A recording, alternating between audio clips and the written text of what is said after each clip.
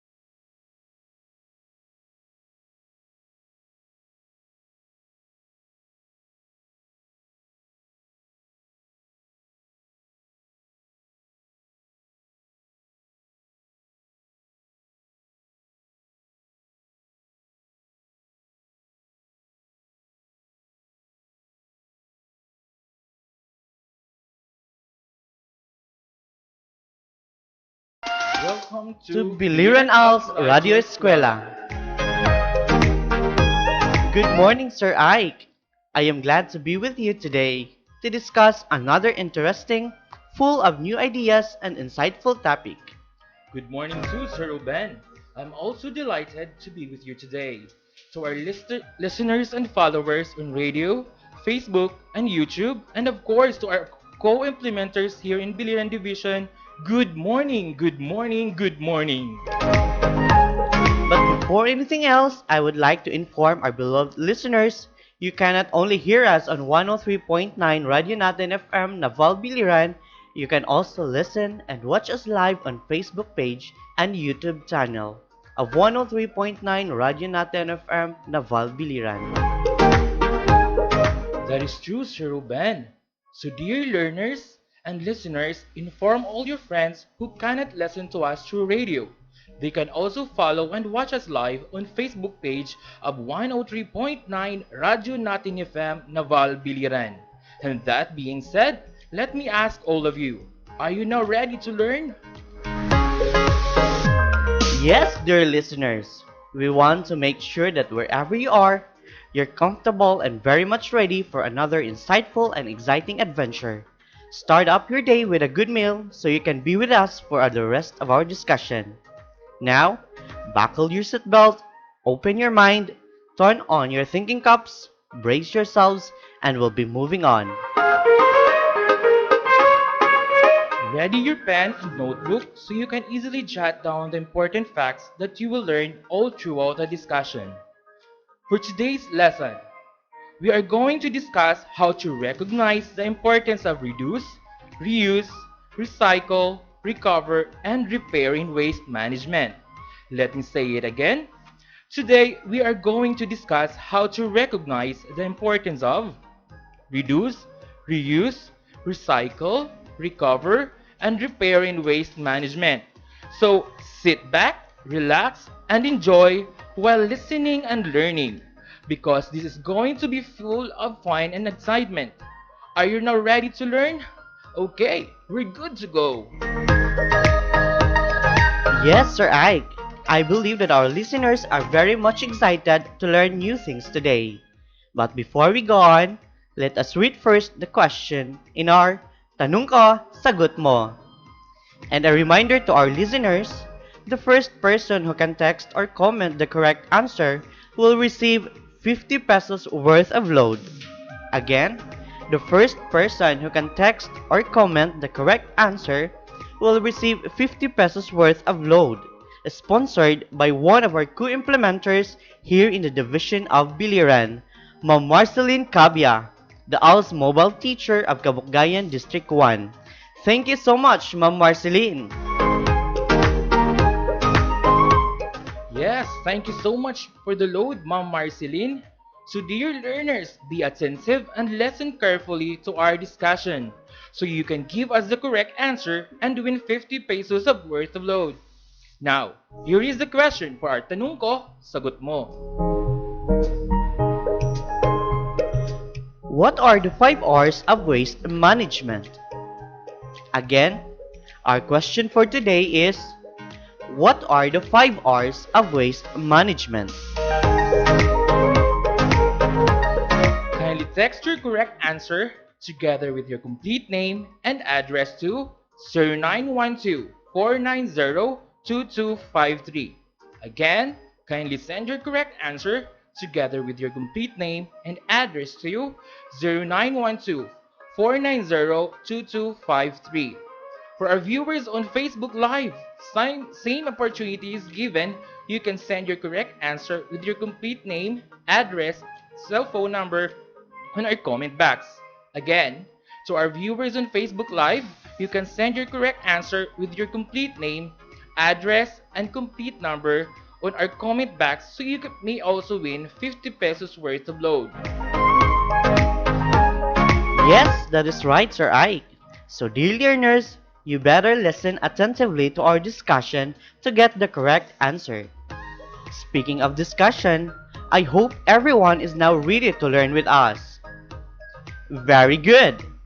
Before we go on to our discussion, let us hear first the song entitled Masdan Mo Ang Kapaligiran by Asin. If you know this song, you can sing along with it. Are you ready? Very good!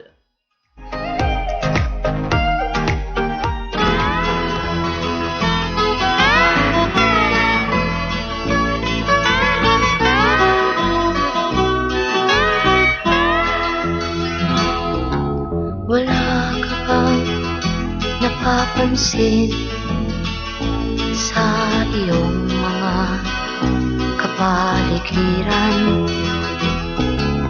Kay dumi na ng hangin, pati na ang mga ilog natin. Hindi nga masamang pag-unlad at malayo-layo na rin ang ating narating. Ngunit masdan mo ang tubig sa dagat, dati kulay asul, ngayon'y naging itim. Ang mga duming ating ikinalat sa hangin, sa langit, huwag na nating paabutin. Upang kung tayo'y pumanaw man sa sariwang hangin, sa langit natin matitikman. Mayroon lang akong hinihiling, sa aking pagpanaw sana ay tag-ulan. Gitara ko ay aking dadalhin, upang sa ulap na lang tayo magkantaan.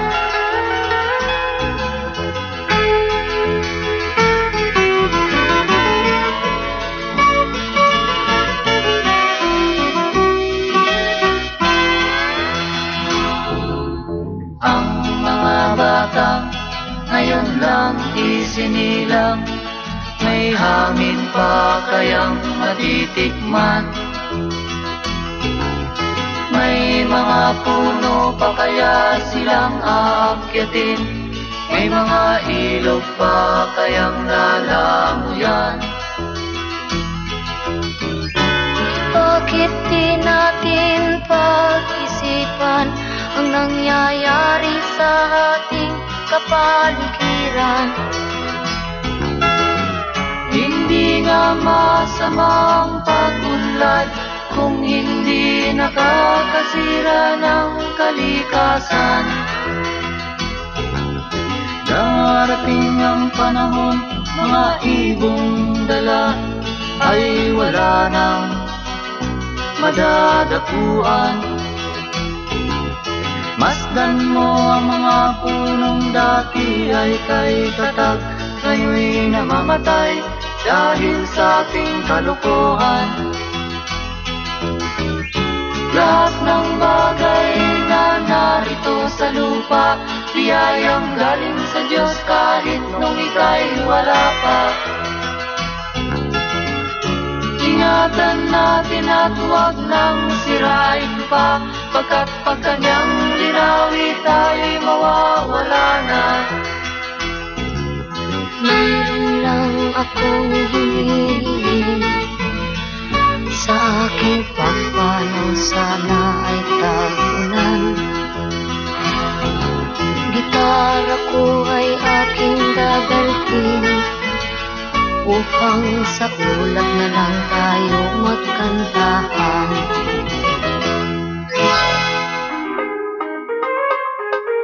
After listening to the song, Masdan Mo Ang Kapaligiran, what do you feel about it? Yes, it is very sad. But what would you do to solve the problem on waste management? Of course, we have to apply the 5 R's in segregating our wastes. Yes, dear learners, I believe that nobody wants to live in a world full of waste. That is why for today's episode, we will be discussing the importance of 5 R's in waste management that could really help us to solve the existing problems on garbage and other waste materials. Waste refer to used or consumed products and materials. A very good example of this is garbage. Garbage emits food, foul odor rather, and makes us sick. While waste management refers to the practice of proper waste disposal, the different kinds of waste management we follow nowadays are the reduce, reuse, recycle, repair, and recover, or the 5 R's of waste management. These 5 R's aim to promote a clean and healthy environment, to transform some garbage into something useful, and to make the earth we live in zero waste and free of any garbage or other waste materials. Again, the 5 R's in waste management are reduce, reuse, recycle, recover, and repair. These 5 R's aim to promote a clean and healthy environment, to transform garbage into something useful, and to make the earth we live in zero waste and free of any garbage or waste materials. The first R of 5 R's in waste management is reduce. Reduce means reducing or lessening the amount of possible waste materials. Reducing waste is the most important thing we can do. By reducing waste, we can avoid unnecessary use of resources such as materials, energy, and water. It means there is less waste to manage. For example, saving packaging, colored papers, and other items for arts, crafts, and projects, and say no to a plastic shopping bag when you buy only a couple of items. Again, reduce means reducing or lessening the amount of possible waste materials.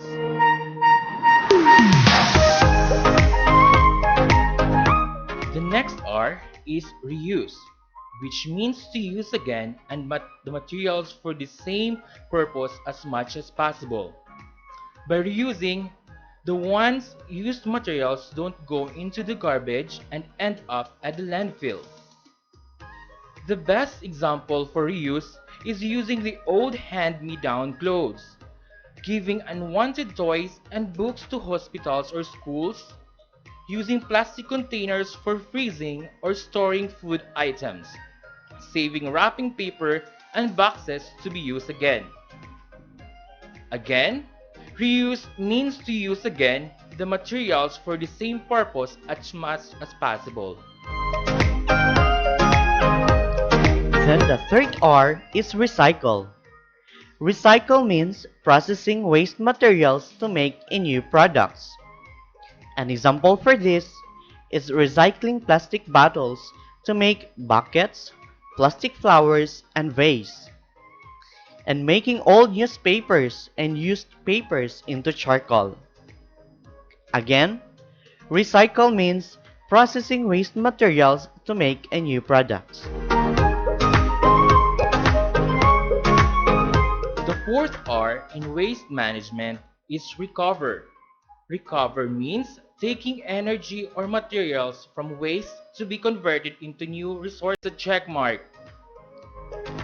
For number 2 statement, Serena has grown older, so her mother decided to donate her used clothes to the victims of the typhoon in Samar. The correct answer for number 2 is a check mark because it shows an application of 5 R's, which is reuse. Again, the answer for number 2 is a check mark. Now for the third statement. There are students who are fond of throwing paper garbage in the lobby. The answer for this is a wrong mark because the statement doesn't show an application of 5 R's. Again, the answer for number 3 is a wrong mark. How about for number 4?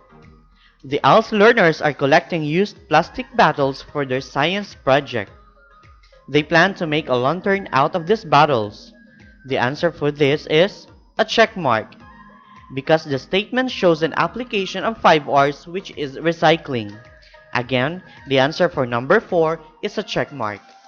For the last item, number 5, my older sister kept on throwing away used cooking oil.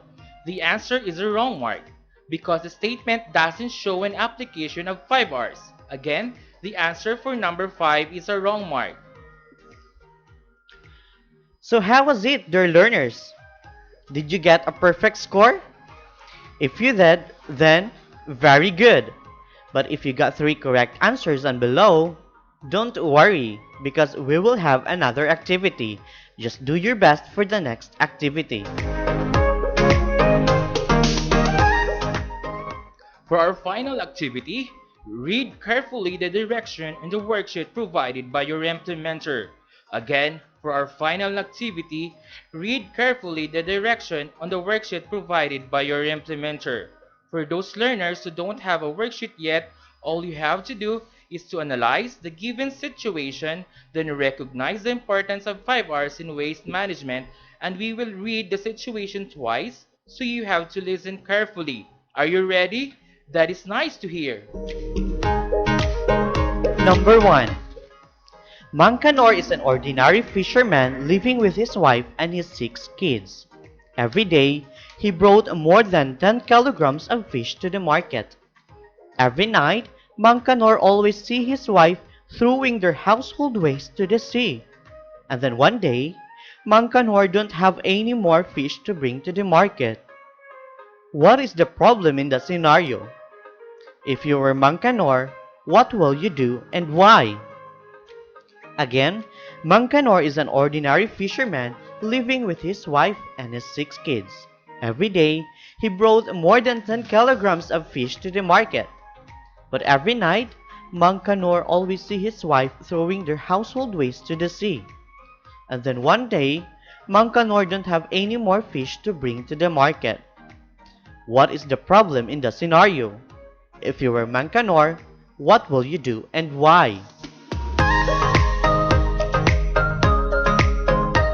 Number 2. Barangay Julita is one of the barangay listed as flood-prone area because of clogged drainage. Because of that, the barangay officials used an ordinance mandating its people to segregate their waste, and they followed the said ordinance. During heavy rains, their barangay was not flooded anymore because their waste was properly segregated. If you are one of the residents in the said barangay, what can you say on the action made by the barangay officials? Would you agree with them? Why? Again, Barangay Julita is one of the barangays listed as flood-prone area because of clogged drainage. Because of that, the barangay official issued rather an ordinance mandating its people to segregate their waste, and they followed the said ordinance. During heavy rain, their barangay was not flooded anymore because their waste was properly segregated. If you are one of the residents in the said barangay, what can you say on the action made by the barangay officials? Would you agree with them? Why? Did you get it? Very good. Dear learners, if you are not yet done, you can continue answering your activity after this episode. Submit your activity sheets to your implementer on your next session. That's all for today's discussion and sharing of new ideas. But before we end this session, we will announce first who will receive the 50 pesos worth of load. Do we have a winner now, Sir Ruben? Yes, Sir Ike. And our winner for today's Tanong Ko, Sagot Mo is no other than Miss Trinity Manait Asok from San Pablo Naval, Biliran. And her answer is reduce, reuse, recycle, recover, and repaint. Again, congratulations to Miss Trinity Manait Asok. You got the correct answer. For those unlucky winners, don't worry because our Tanong Ko Sagot Mo will continue in the next episode of ALS Radio Eskwela. Please don't forget to tune in to 103.9 Radyo Natin FM on January 18, 2021. It's still on the same time at 11 to 11:30 in the morning for another exciting discussion that give us new ideas and learnings. To our valued learners, if you have any questions or clarifications, don't be shy.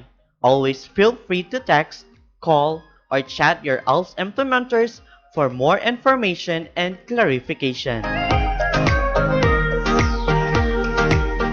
This is Teacher Ike, which leaves you a message. Continue recycling materials at your home and in your community to help make our environment clean and green. And this is Teacher Ruben saying, be a role model and be responsible in managing our own waste because making a simple difference can change our lives and our environments to be a better one. Stay safe, God bless, and once again, good morning. Have a great day, everyone. Bye.